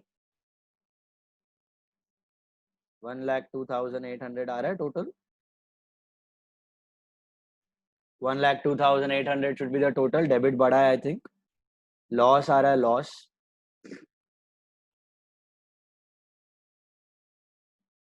कितना आ रहा है? 38, 68, 69, 70, 4,800 आ रहा है. 18,000 आ रहा है क्या? 18,000 रुपीज का लॉस आ रहा है. Please check debit minus credit. ये 18,000 का लॉस कहां से टपका? समझ में आई बात? 17,700 आएगा.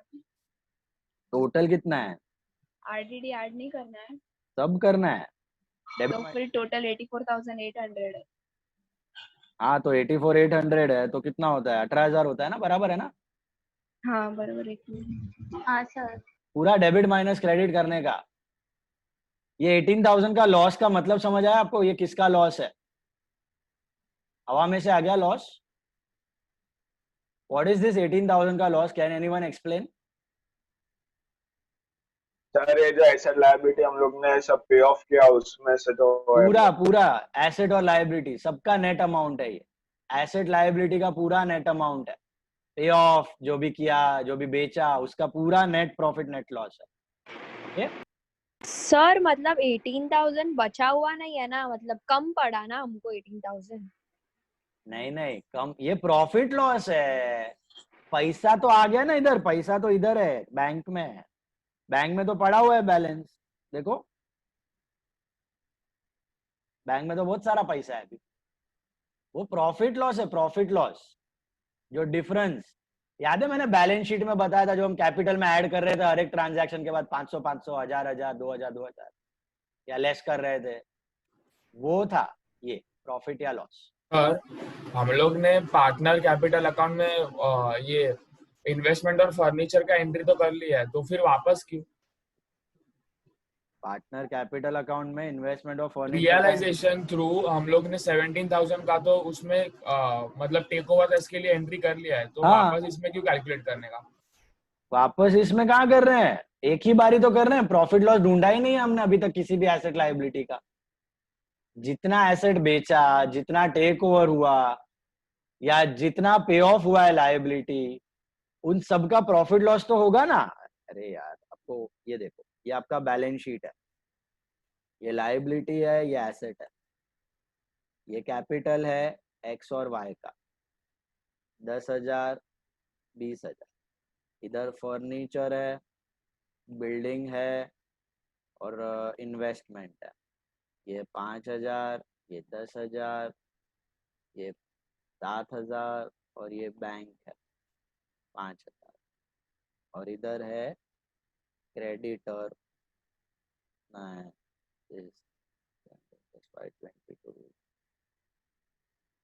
15 अगस्त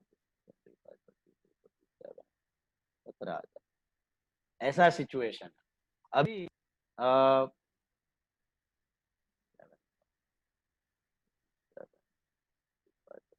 37 अभी समझो, ध्यान से देखो, आपने फर्नीचर बेचा है 15 का फर्नीचर आपने 13,000 में बेचा है, 2 का लॉस हुआ ना, तो 15 का फर्नीचर जाएगा और 13,000 आएगा बैंक में, तो बैंक बैलेंस हो जाएगा ना 18,000। और 2 का लॉस हुआ ना, तो प्रॉफिट शेयरिंग रेशियो इक्वल है, तो ये लोग दोनों शेयर कर देंगे। अभी ये दोनों का कैपिटल कितना हो जाएगा, 9 एंड 19 हो जाएगा। ये समझ आया? ये लॉस हम लोग रियलाइजेशन में अभी जो कैलकुलेट किया ना 18,000, ये वो है। वैसे ही इन्वेस्टमेंट टेक ओवर हुआ है, समझो investment is taken over by Y. Y ने इन्वेस्टमेंट 7,000 का इन्वेस्टमेंट 9,000 में टेक ओवर किया, 7 का इन्वेस्टमेंट 9,000 में टेक ओवर किया, तो क्या हो जाएगा, इन्वेस्टमेंट चला जाएगा और वाई कैपिटल कम हो जाएगा 9,000 से, तो वाई का कैपिटल कितना हो जाएगा, अभी 10,000 हो जाएगा। यहाँ पे वाई का कैपिटल विल बी 10,000, करेक्ट। और लॉस हुआ कि प्रॉफिट, तो प्रॉफिट हुआ यहाँ पे 2,000 का, तो both the partner will share it equally, तो ये 9 और 10 का हो जाएगा यहाँ पे 10 और 11, ये हो रहा है आपका प्रॉफिट यहाँ पे। समझ में आया बात? ये प्रॉफिट लॉस हम लोग रिकॉर्ड कर रहे हैं, समझ में आई? चलो, तो अभी ये प्रॉफिट लॉस जाएगा कहाँ पे, who will share this profit और loss on all the assets and liabilities, this will go to partners capital. तो बाय पार्टनर कैपिटल अकाउंट, इसमें क्या लिखने का, एक्स कैपिटल वाई कैपिटल, कौन सा रेशियो में शेयर करेगा, इक्वल, तो 9,000 9,000। This is what loss on realization. Loss on realization मतलब सभी एसेट लायबिलिटी का मिला के आया हुआ लॉस, ओके, सभी एसेट और लायबिलिटी का combined loss, okay. By partner capital का हो जाएगा, पार्टनर कैपिटल में क्या सॉरी, टू रियलाइजेशन अकाउंट कितना है लॉस, 9,000 एंड 9,000, 9,000 एंड 9,000। अभी आप ध्यान से चेक करो, रियलाइजेशन बंद हो चुका है, लोन बंद हो चुका है, अभी कैपिटल बंद करो। कैपिटल में जो भी पैसा आता है क्या करोगे आप? Will you have any closing balance in capital? Think and tell. क्या कोई क्लोजिंग बैलेंस आएगा कैपिटल में? No, sir. कुछ नहीं। No, sir. तो क्या करोगे? You will pay it of या यू रिसीव। अगर डेफिसिट है तो पैसा रिसीव करो, अगर सरप्लस है तो पे ऑफ करो। I think both the partner are having surplus. पहले एक्स को 44,000 माइनस 9,000 कितना होता है ये? 35। क्या एंट्री करोगे ये 35 के लिए? टू बैलेंस की टू बैंक? बताओ। To bank. To bank. To bank account. इसको पे ऑफ किया। शुरू किया था बिजनेस तब बैंक टू कैपिटल मारा था ना, अब अंत कर रहे हो, आखिरी एंट्री कर रहे हो, तो कैपिटल टू बैंक। अलविदा, कैपिटल चुका दिया, internal liability paid of, business का बैलेंस शीट खत्म होने वाला है। तो this is final settlement. This is 34,000 minus 26 is what? 8,000। मिला ये 8,000। अभी इसको ट्रांसफर करना है पार्टनर कैपिटल का टू बैंक, तो बैंक में क्या आएगा? बाय पार्टनर कैपिटल, तो by X capital and by Y capital. कितना है? तो 35,000 एंड 8,000 और टोटल करो। टैली होना चाहिए। बैंक क्यों टैली हो रहा है? समझ आ रही है आपको बात? बैंक क्यों टैली हो रहा है? क्योंकि जितना पैसा बैंक में था उतना ही पार्टनर को देना बाकी रहेगा, तो लेके गया पार्टनर, बैंक ऑटोमेटिकली टैली हो जाएगा। 61,500 I think your bank tally. Sir कभी ऐसा होगा कि बैंक टैली नहीं होगा मतलब? तो तुम्हारा मिस्टेक है सम में। अच्छा, डबल एंट्री किया है ना, तुमको बैलेंस शीट बताया था ना पहले लेक्चर में। ये देखो ये बैलेंस शीट। इधर अभी तुमने बिल्डिंग है 10 का बिल्डिंग, चलो 10 में बेच दिया, 10 का बिल्डिंग 10 में बेच दिया, तो बिल्डिंग गया, बचेगा अभी 28 हो जाएगा ना बैंक बैलेंस। फिर क्रेडिटर है 7 का 7 में पे ऑफ किया, तो क्रेडिटर 7,000 गया और 7,000 पे ऑफ किया, तो बैंक में कितना बचेगा? 21 बचेगा। अब है कि नहीं ये दोनों सेम? जितना पार्टनर को देना है उतना ही बचेगा ना बैंक में, अभी कम ज्यादा हो सकता है क्या? Not possible. Sir bank account में वो बाय रियलाइजेशन अकाउंट 17,000 का एक एंट्री है फर्स्ट वाला, वो कौन सा एंट्री है? वो ये वाला है लायबिलिटी पे ऑफ का। रियलाइजेशन में टू बैंक, बैंक में बाय रियलाइजेशन। पे ऑफ किया था ना क्रेडिटर और रियलाइजेशन एक्सपेंस को। दो ही तो काम करना है तुमको, एसेट बेच के पैसा लेना है और लायबिलिटी को पे ऑफ करना है। तो एसेट बेच के पैसा आया और लायबिलिटी को इधर पे ऑफ किया, ये रहा। सर और वो बाय एक्सिस लोन आया ना बैंक में, वो एक बार समझाओ ना। देखो, X's loan was it inside realization और outside realization? Inside. X's loan outside. Inside कहाँ था? Have you transferred X's loan to realization? जैसे आपने बाकी एसेट्स और लायबिलिटीज ट्रांसफर किए हैं, हैव यू ट्रांसफर्ड नहीं। X's loan? No, you haven't transferred X loan to realization, right? It's outside. तो इसको पे ऑफ करने का एंट्री क्या होगा? You cannot write realization to bank, क्योंकि वो रियलाइजेशन के अंदर है ही नहीं। जो जो रियलाइजेशन में उसके लिए रियलाइजेशन टू बैंक मारा है हमने, ये तो बाहर है, तो इसका क्या होगा? X's loan to bank. Normal liability pay off entry किया है ना एडमिशन रिटायरमेंट में, नॉर्मल जर्नल एंट्री। हाँ सर समझा। एक्स लोन में टू बैंक और बैंक में बाय एक्स लोन, और फिर जो डिफरेंस आया वो रियलाइजेशन में गया। क्यों?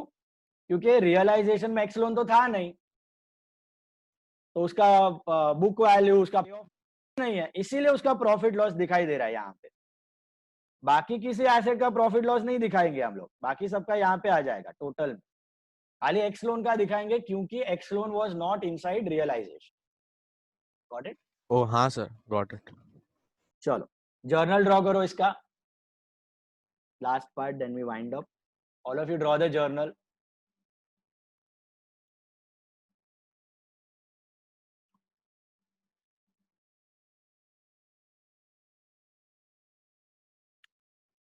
तो आराम आराम से समझ समझ के करना है, ओके? एक बार आपको ग्रिप आ गया ना, फिर आप धड़ाधड़ सम कर सकोगे। I'm on purpose going a bit slow.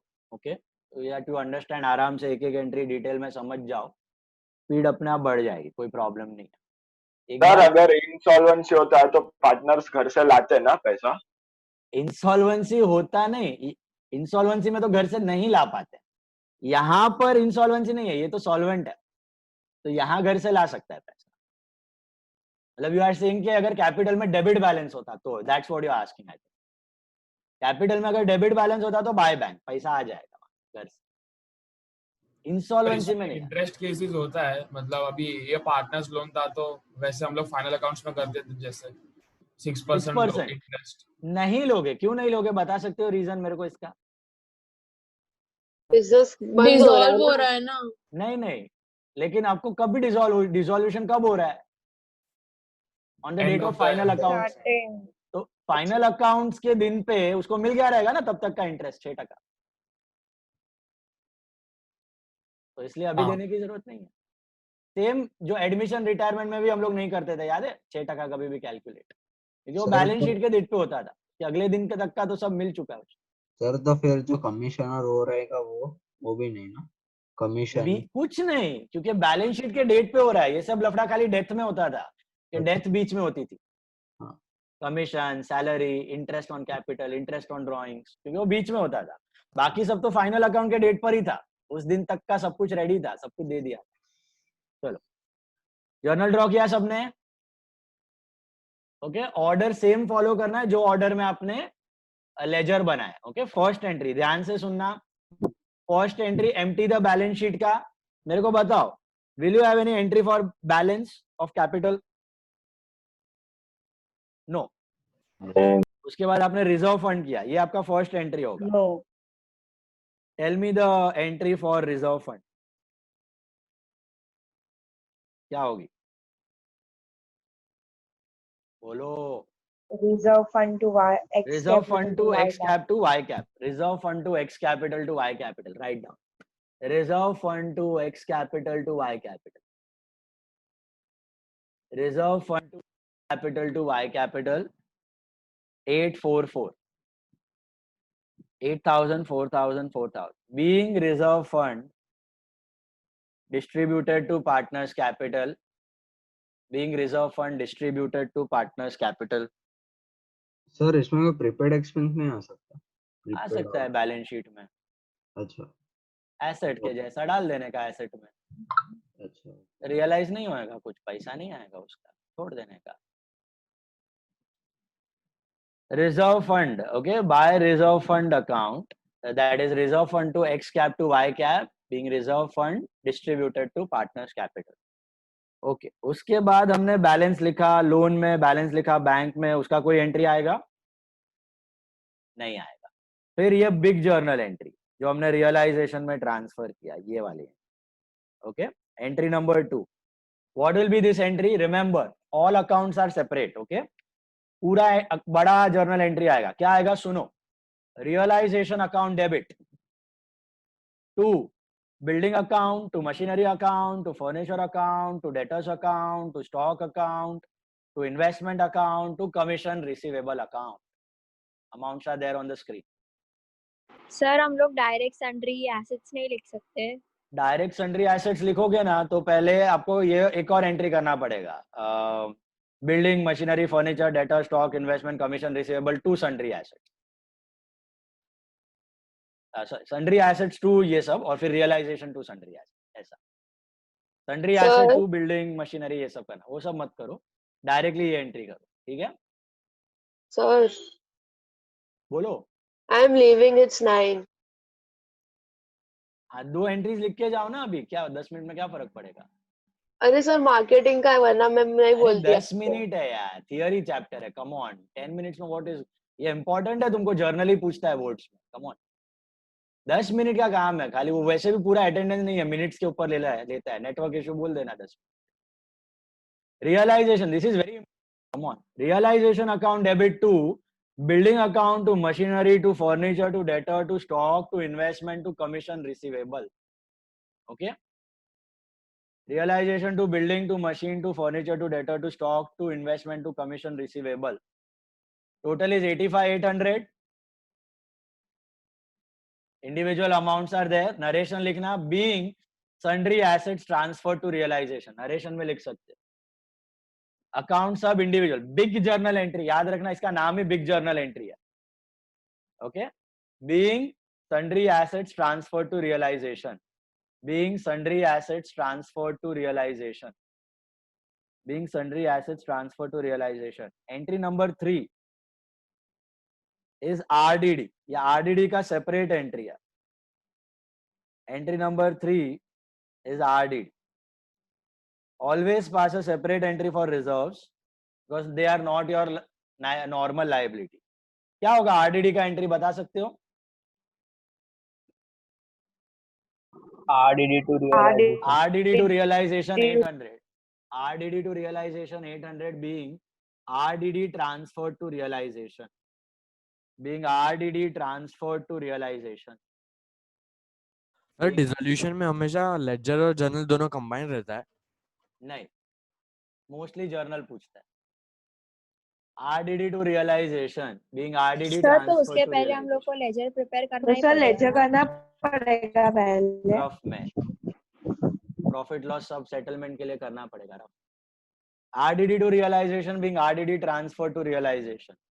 Then ये वाली एंट्री क्या लिखोगे? एंट्री में दिमाग लगाओ और बताओ मेरे को, एसेट्स के लाइंस पर ही है। Creditors to Creditor to realization. Creditor to realization. Don't write sundry liability to realization. That will be wrong. Individual accounts हो रहे हैं transfer. So creditors to realization, that's 15,000 being creditors transfer to realization या sundry liability transfer to realization.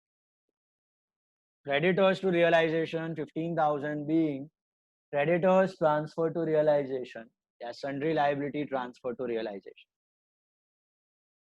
उसके बाद ये तो empty the balance sheet था। उसके बाद what was the next step? Remember?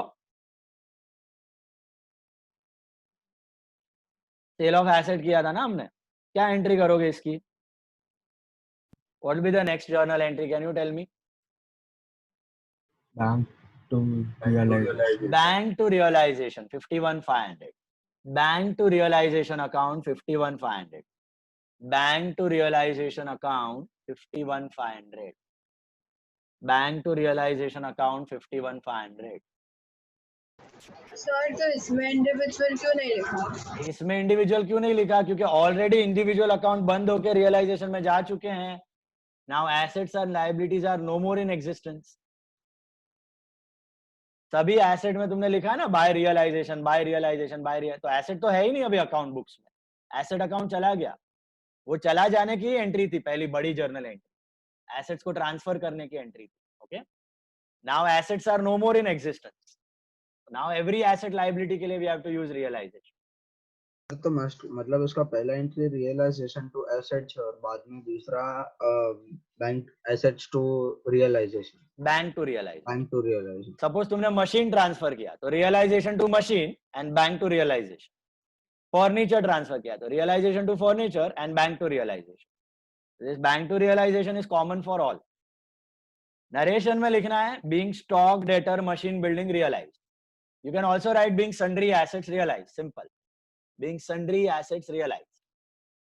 Bank to realization 51,500 being sundry assets realized.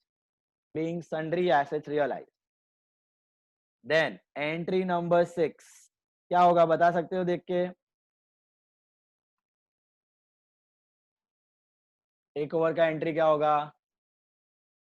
Vice capital, Y's capital to realization account, Y's capital to realization account, realization में by Y, Y capital to realization account, Y capital to realization. Don't write Y capital to investment to furniture. Why समझा? Because furniture investment have already been transferred, खत्म हो चुका है, no more in existence. तो Y capital to realization 17,000 being investments, furniture taken over by Y or sundry assets taken over by Y. Sundry assets taken over by Y. Sundry assets taken over by Y. Order follow करना, order. Being sundry assets taken over by Y. Y's capital to realization. Okay. Then entry number 7 is here. Liability हमने चुकाई थी. क्या होगा entry बता सकते हो? Realization to bank. Realization to bank 17,000 being sundry liabilities paid off. Realization to bank 17,000 being sundry liabilities paid off. Realization to bank 17,000 being sundry liabilities paid off. Realization to bank 17,000 being sundry liabilities paid off. इसके बाद क्या किया था याद है problem में? सब liability चुकाने के बाद भी कुछ किया था. लोन वाला entry. This entry you can club. क्या होगा combined entry? Entry number 8. Loan to bank to realization. Loan to bank to reval. X loan to bank to realization. Excess loan to bank to realization. Excess loan to bank to realization. 2,000, 1,500, 500. इधर realisation to bank नहीं करना क्योंकि ये loan realisation में transfer नहीं हुआ है. Loan is still exist in existence. क्या लोन को अभी तक ऊपर वाले सब बंद हो चुके थे. तो excess loan to bank to realization 2,000, 1,500, 500 being excess loan paid off at a profit.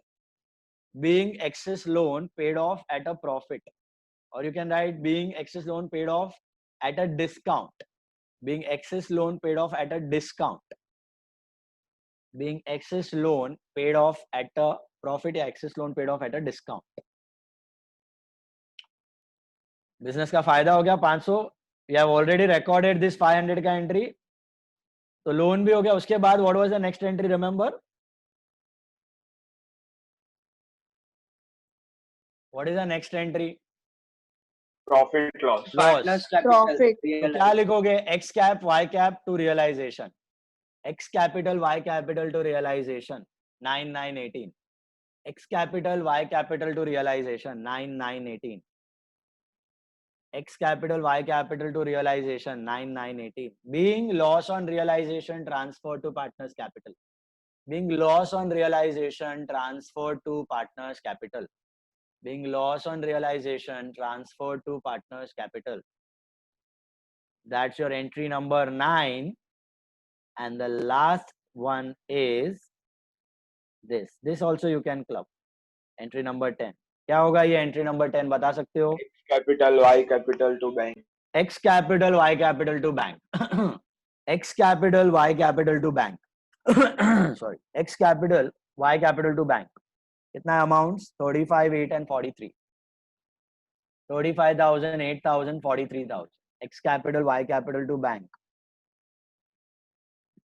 35, 48, 35, 8 and 43. Narration क्या लिखोगे?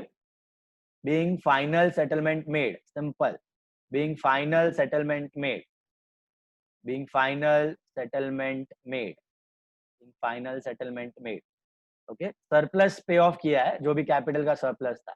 Directly you can write final settlement made. Okay. So that about your 10 entries. Yeah. वो assets हम लोग जब भी second time जब उसका second value जब record करते हैं तो उसका entry क्या आता है? ये रहा सेल किया ना. अरे उसका sorry narration क्या आएगा? Being sundry assets realized. Being sundry assets realized या sundry assets sold. Being sundry assets realized या sundry assets sold. Entry number 5. बराबर लिखा है. 10 का 10 एंट्री मिलना है सबको. नरेशन लिखा है सबने? हाँ sir. Any doubt in particular entry? Tell me. All clear? Okay, that's about it. Nothing for homework. Just revise this sum properly again. We are meeting on Friday. Okay. If you have any doubts, you wait. Otherwise, you can leave. Bye. Hi, sir. Tried out nothing.